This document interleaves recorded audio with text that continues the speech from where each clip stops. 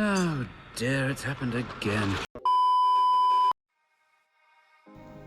Qatar Grand Prix, balapan kedua terakhir musim ini atau penultimate race ya kita ngomongnya, yang pastinya dapat menentukan nasib harapan title contender dalam meraih gelar juara dunia. Jadi gimana Qatar Grand Prix 2025? Well, gue akan beri rating 3,75 dari 5 ya.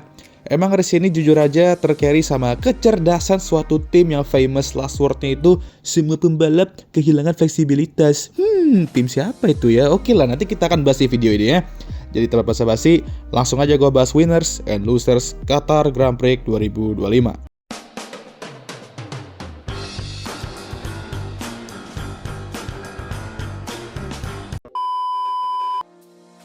Winner chicken dinner sudah jelas akan gue berikan ke Max Verstappen.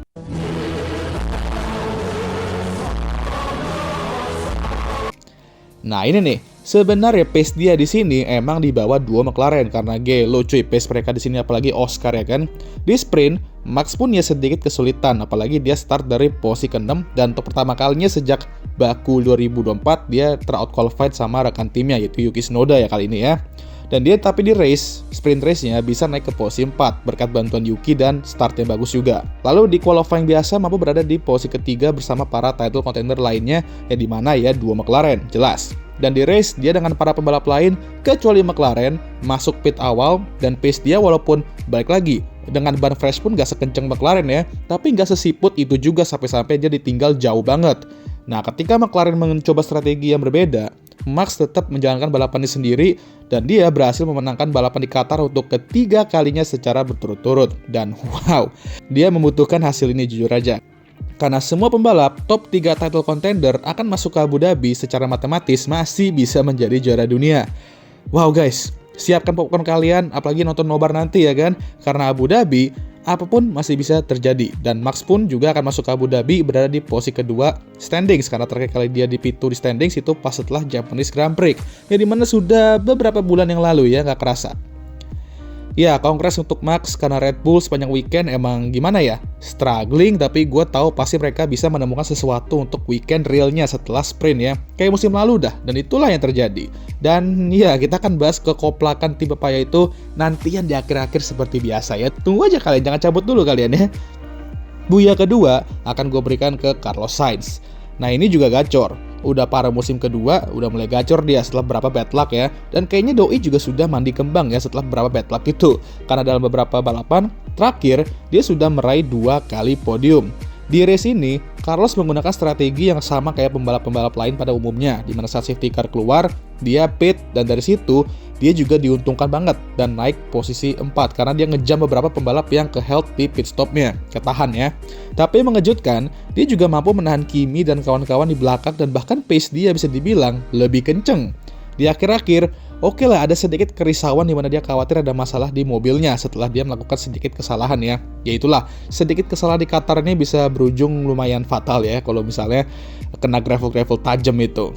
Dan kekhawatiran itu menjadi besar ketika Kimi Antonelli pakai mode Timo Glock di akhir-akhir.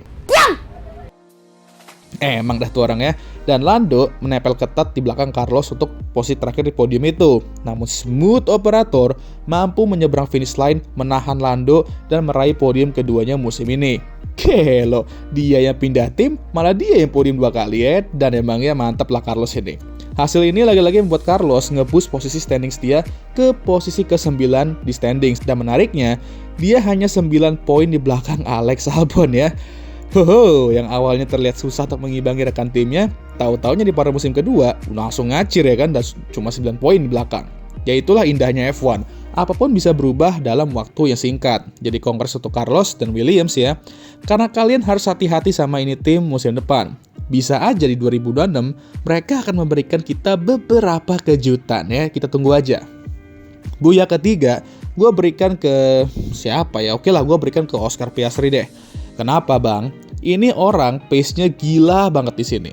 Dari free practice sampai race, gak ada yang bisa nandingin dia.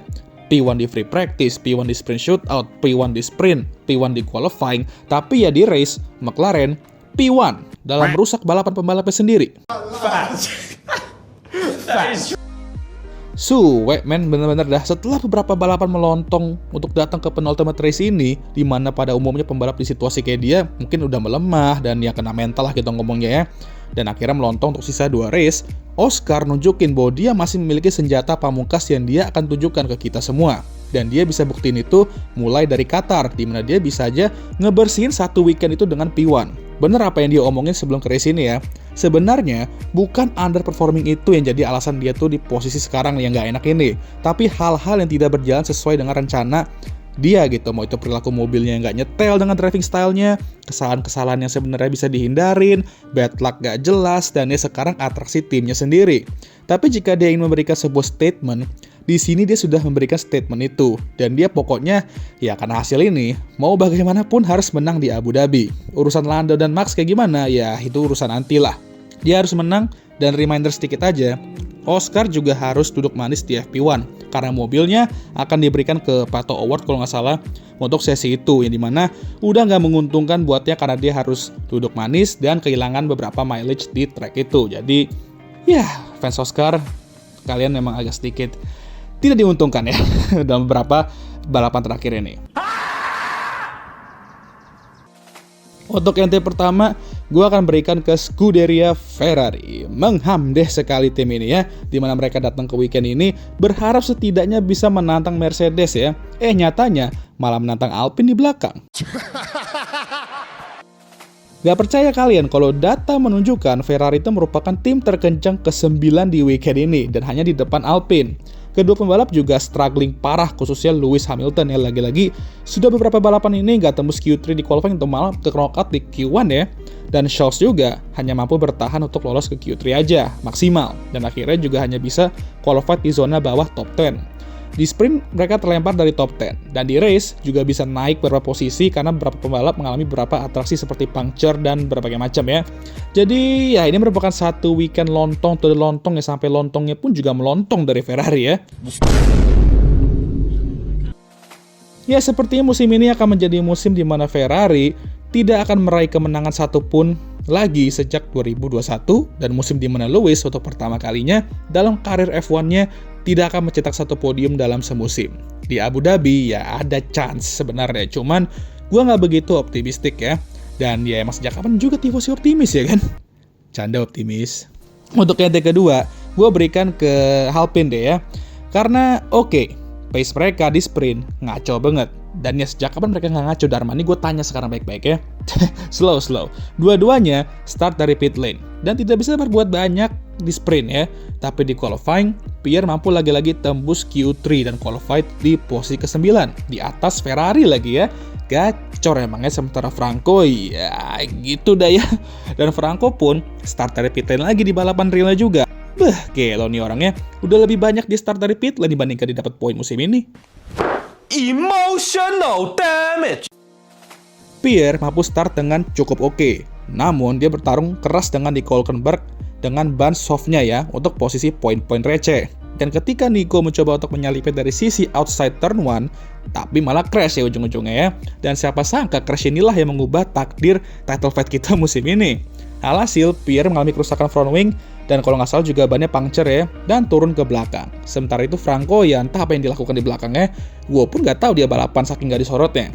Lagi-lagi weekend dimana Alpine setidaknya bisa ngoleksi poin-poin receh lewat Pierre setidaknya ya. Malah berakhir dengan cara yang Alpine banget.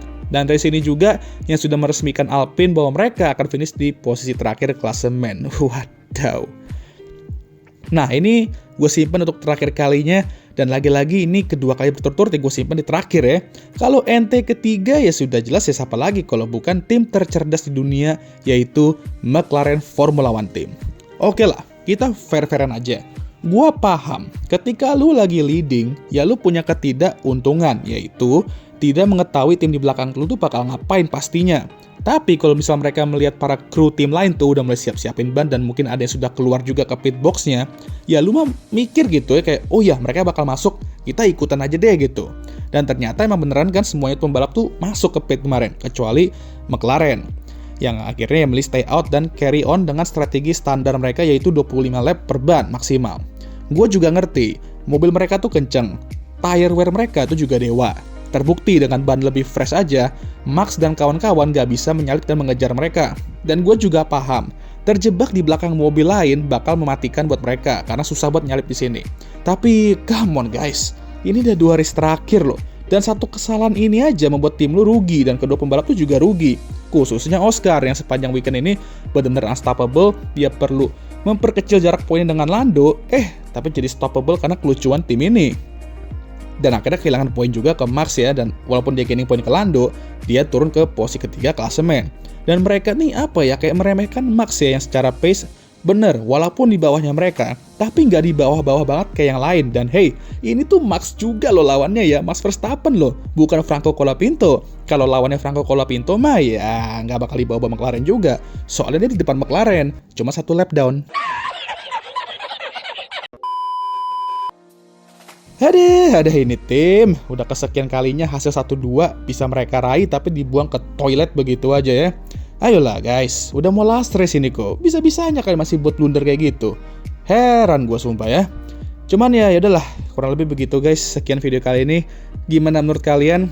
Jangan lupa like, subscribe, agar gue bisa tembus 10k sebelum akhir tahun. Share video ini, dan jangan lupa juga untuk menyalakan lonceng notifikasi, agar kalian semua tahu ketika gue ngupload video baru. Jangan lupa juga untuk follow Instagram gue. Coy, lelah banget coy.